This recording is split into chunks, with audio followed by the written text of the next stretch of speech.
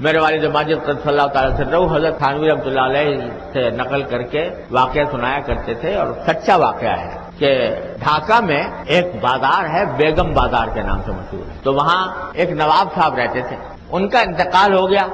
اور وہ بڑے صاحب جائیداد، بڑے مالدار سرمایہ دار قسم کے نواب تھے، انتقال ہو گیا تو ایک بیٹا چھوڑا، ایک بیٹی چھوڑی، اور کاروبار تھا بہت بڑا، کپڑے کا کاروبار، اور پتہ نہیں زمین جائیداد کیا کچھ تھی۔ لیکن ہوا یہ کہ جب صاحبزادے جو تھے ان کو کسی وقت وہ ماچس ہوتی ہے نا، اس کی دیا سلائی ماچس سلگانے کے لیے وہ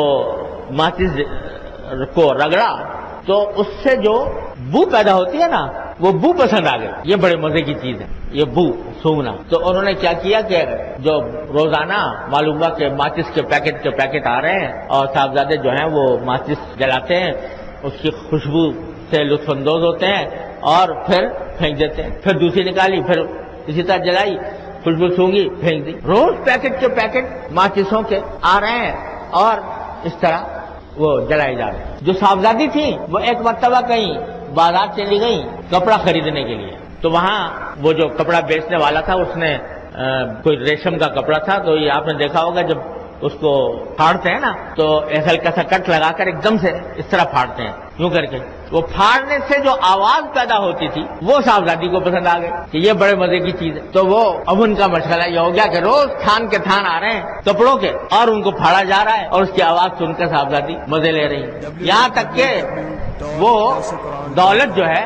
وہ ماچسوں میں اور کپڑوں کے پھاڑنے کی آواز میں ساری کی ساری دولت ختم ہو گئی، اور پھر یہ جو صاحبزادے اور صاحبزادی دونوں یہ بھیک کا پیالہ لے کر اس بازار کے اندر بھیک مانگا کرتے تھے، اللہ بچائے۔ تو یہ دولت کا کوئی نشہ ہے، مال کی وجہ سے بڑائی دل میں آ رہی ہے، تو یہ مال پتہ نہیں کس وقت جواب دے جائے، کس وقت پیٹ پھیر جائے، اس پر ناز ہے۔ یہ اللہ تبارک و تعالیٰ کی عطا ہے، جب چاہے سلب فرما لے، کس پر ناز کرتے ہو؟ تو نہ مال اس قابل ہے کہ آدمی اس کے اوپر بھروسہ کر کے اپنے بڑائی دوسروں پر جتائے، اور اگر اپنی طاقت پر، صحت پر ناز ہے کہ میں بڑا طاقتور ہوں اور بڑا قوی ہیکل ہوں یا بڑا حسن و جمال رکھتا ہوں، تو اس حسن و جمال کا حال یہ ہے کہ ذرا سا بیماری آ جائے اللہ تبارک و تعالیٰ کی طرف سے تو ساری طاقت، ساری قوت دھری رہ جائے۔ ہمارے ایک عزیز تھے، وہ اتنے قوی تھے، اتنے طاقتور تھے کہ یہ بات مشہور تھی ان کی کہ برف کی جو سل ہوتی ہے اس کو مکہ مار کر توڑ دیتے تھے، مکہ مارا اور سل کے 2 ٹکڑے ہو گئے۔ یہ خود ہمارے عزیزوں میں تھے، اللہ تعالیٰ مغفرت فرمائے، ان کے درجات بلند فرمائے، اتنے طاقتور آدمی تھے۔ تربوز لاتے تھے تو کبھی تربوز چھری سے نہیں کاٹا، ایسے ہاتھ مارا اور 2 ٹکڑے کر دیے، اتنی طاقت۔ تو ابھی آخر زمانے میں جب بیمار ہوئے تو میں ان کی عیادت کے لیے گیا، بستر پر لیٹے ہوئے تھے، تو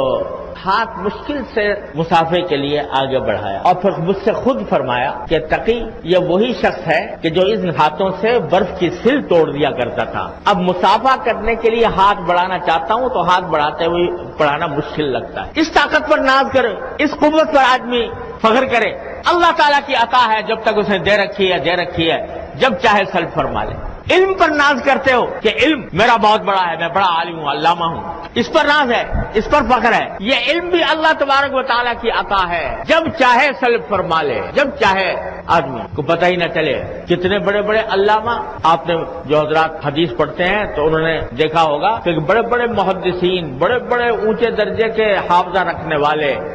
ان کے حالات میں لکھا اختلط فی آخر عمر ہی، آخر عمر میں ان کے حواس بجا نہیں رہے تھے، سب بھول بھال گئے تھے جو کچھ پڑھا تھا۔ ایک مرتبہ میں اپنے شیخ حضرت عارفی قدس اللہ تعالیٰ سرہ کے پاس بیٹھا ہوا تھا، تو حضرت کوئی تحریر لکھ رہے تھے، تحریر لکھتے لکھتے ایک جگہ پہنچ کر حضرت رکے اور فرمایا کہ بھائی،